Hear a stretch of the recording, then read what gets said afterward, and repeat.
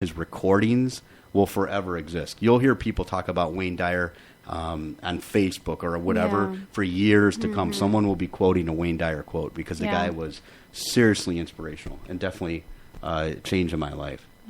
So Melinda, like I said, time goes fast. Right. Do you what's some of your content? What are some of the things you want to talk about? I brought stuff that people actually care about, and that's the VMAs that happened last night. Some of the top stories that came out of there, I honestly just turned it on because I was bored. I couldn't sleep. It was on. Everybody's talking about it on Facebook, so I'm like, all right, I'll turn it on. So some of the big stories coming out of there, obviously Kanye West wants to run for president now in 2020. I heard that. Is that for real? It is. Well, anything that comes out of Kanye is for real. So, I saw a headline and I was like, "You've got to be kidding me!" No, that's wow. So that's out there if you're interested in voting for him. What about Beyonce? Doesn't Beyonce deserve to be president? Oh yeah, and I did mindset? see a meme about that. Hold on, Kanye, we're gonna let you finish, but I think Beyonce should go for president. Another big story was Justin Bieber broke down crying after his performance because it was his. It's been 5 years since he performed at the VMAs until recently, and I guess he broke down crying. And some of the speculations were, I don't know if you saw that Taylor Swift showed up with a huge group of these gorgeous girls as her entourage, and one of the comments was he upset because he wasn't a part of their entourage, which I thought was hilarious. But no, in honesty, though, I guess he's just been feeling really overwhelmed, which I can understand. He's so young and all this pressure. So I feel pretty bad for him right now. And I feel bad that he was so like any of the recording artists that start so young. He was so loved, and then it turned like so fast into you shouldn't listen to him anymore. Right. And, like, gosh, that has to be so overwhelming to be so famous, and then all of a sudden nobody likes you. Yeah. I feel like he's done a complete 360 though. Like he really is changing for the better for himself. And maybe this is just too much for him at the moment. Maybe. So yeah, and then, Taylor Swift won the most awards, rightfully so, I think. Yeah, I love her. I think so too. I think she's great. I love her too. Yeah. Most people do. And then Nicki Minaj and the Miley war. Yeah, what happened with that? I guess Miley was talking all this stuff in the press, and Nicki Minaj called her out on it. I don't know. I never heard anything before. I didn't know they were feuding. I didn't either, but I don't care. Yeah, but I saw a headline or something. It just looked really trashy to me to do in such a public place, but that's just the type of people they are, I guess. So that was it for the VMAs. Like I said, people care about this stuff, so that's it. Okay. Yeah, and then I do have a more of a serious topic if you want me to start. If you want me to go off that, I know we've had a personal conversation about this, and I think with other people as well. But tipping at restaurants, and why we should or should not do it. So I read an article today about it. Actually, it's from 2014, but I think people are really wanting to transition out of tipping, even though it's gonna take a long time for that to happen. Right. But I mean, how do you feel about it? Do you think you should tip, or do you think it should be, the business's job to pay their employees full wage and not have to tip? Because either way, they're going to make their money. The tip goes with the the waiter or waitress. Yeah. I have so many different views on it that it's hard to find which one actually applies. Because in a way, I feel like the tip reflects on the service. So if you have really bad service, that's your way of letting the staff know that they need to work harder or whatever.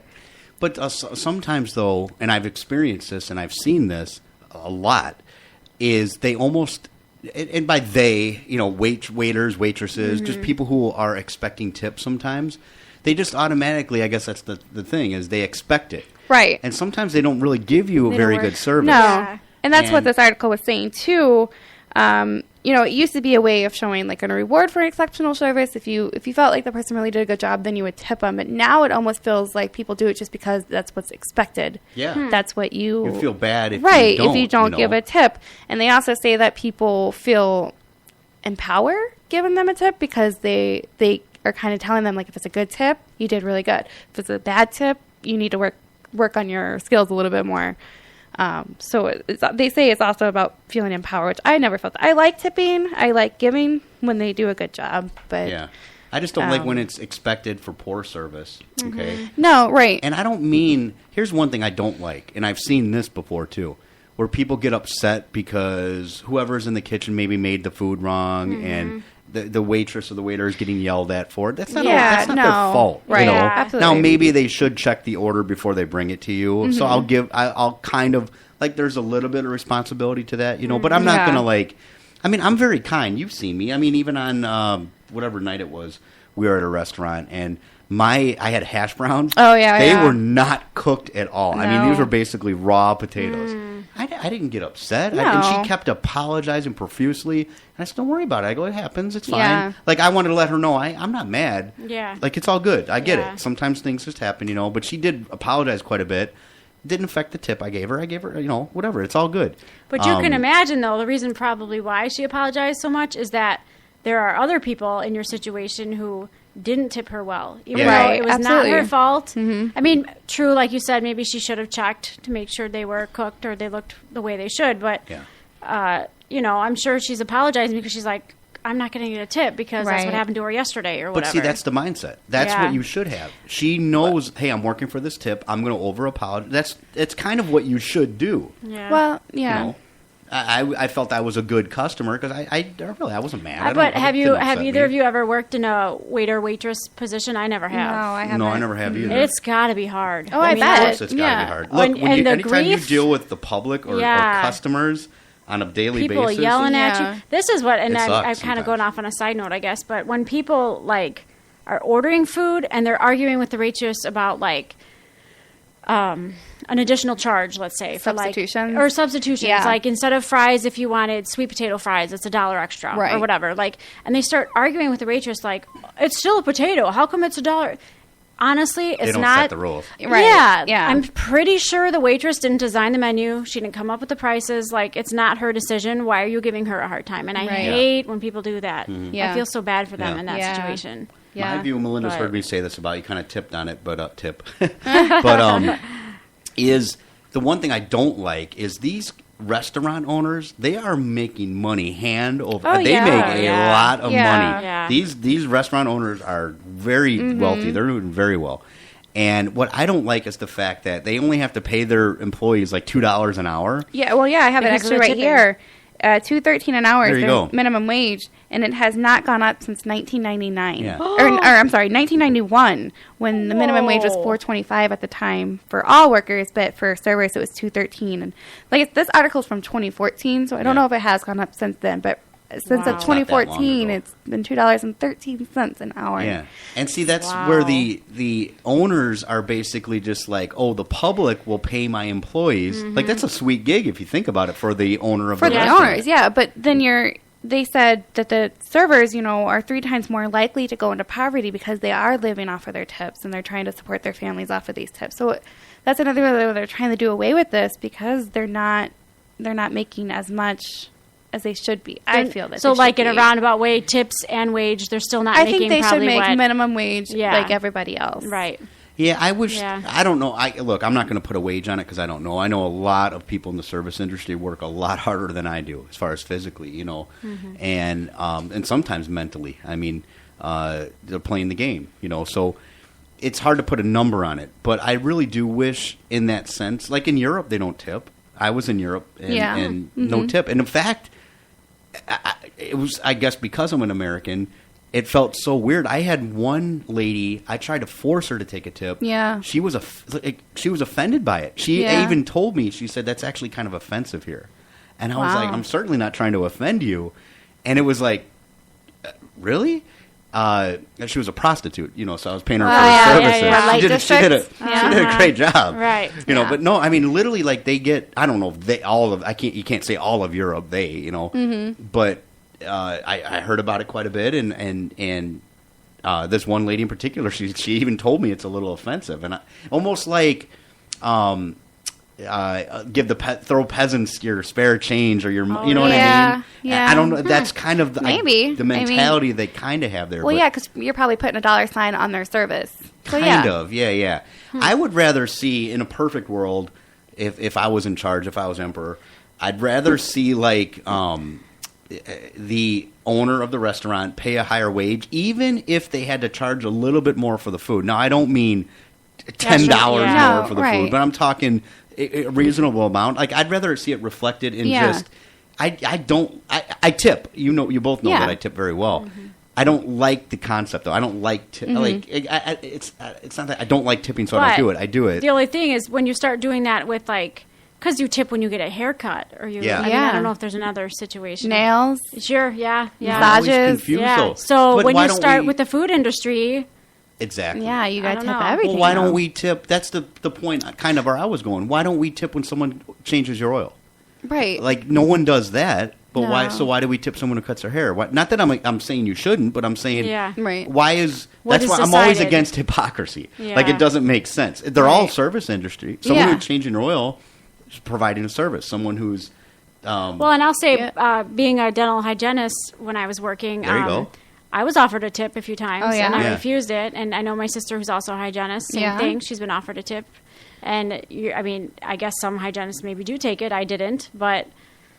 But why not? That's exactly if you why get your hair cut, you tip. Yeah. Your nails done, you tip. Why? I don't know. Yeah, and that's what I mean. It's it's good service, and the person wanted to reward me for good service, but it was understood that no, I don't take that. Yeah. Huh. Who set the standards? Who said you tip here, but you don't tip here? Yeah, I wish I would have found that out. It is kind of odd. Yeah, so. Well, maybe when Kanye's president, maybe things will change. Things will change. Yeah. Things will change. I can pretty much solidly say that'll never happen. No. So I was going to do a sponsor. Go for it. Funding for Sarah taking control. Marengo Community Radio comes from Zion Lutheran Church, proclaiming Jesus Christ through preaching, teaching, and reaching. Sunday morning services at 8 and 10:30. You can go to zionmarengo.net, and they are located at 412 Jackson Street here in Marengo. Zion Lutheran Church. You got one over there? Yeah, I got one. I got Global Fun Center, 16 Lane Bowling Alley and full service restaurant. Visit globalfuncenter.com or call 815-568-2695. globalfuncenter.com. You guys sound very good. And, of course, I want to throw a shout-out to Sam's Tavern.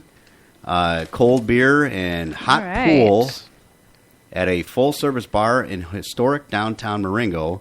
They're at 101 South State Street. And like I said, in Marengo, 815-568-9884. We have won and lost a lot of money on the gambling machine there. Very much so. I'm very familiar with their gambling there. But very good, ladies. That was good. This is 94.3 WXMR. When do you need to take off? I feel like I want to stick around for about 15 more minutes, if that's okay. Yeah, I have a good one because I wanted to see your guys' opinion on this one. Go for it. Yeah. Okay.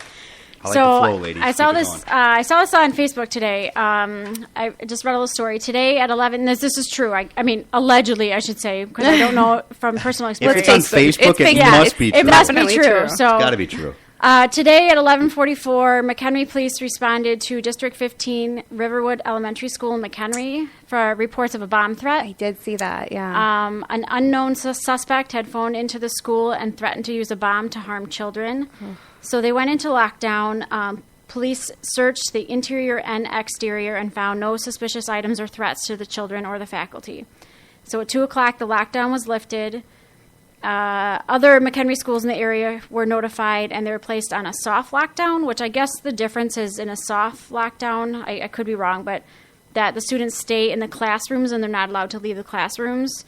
And then in a regular lockdown, they all pretty much go into the hallways and cover, and it's a lot more serious. But so anyway, I was curious because I was reading some of the comments on Facebook. A lot of the parents were saying that they were notified by email, but it wasn't until like 3 o'clock, 3:15, 3:20, where the school went into lockdown at 11:44. Oh, yeah. So I'm kind of curious on your guys' opinion, since you both are parents, obviously. And do you feel like you would want to know right away, or do you feel like you wouldn't want to know right away because it's unnecessary worry, I guess, eventually. I mean, after everything was cleared.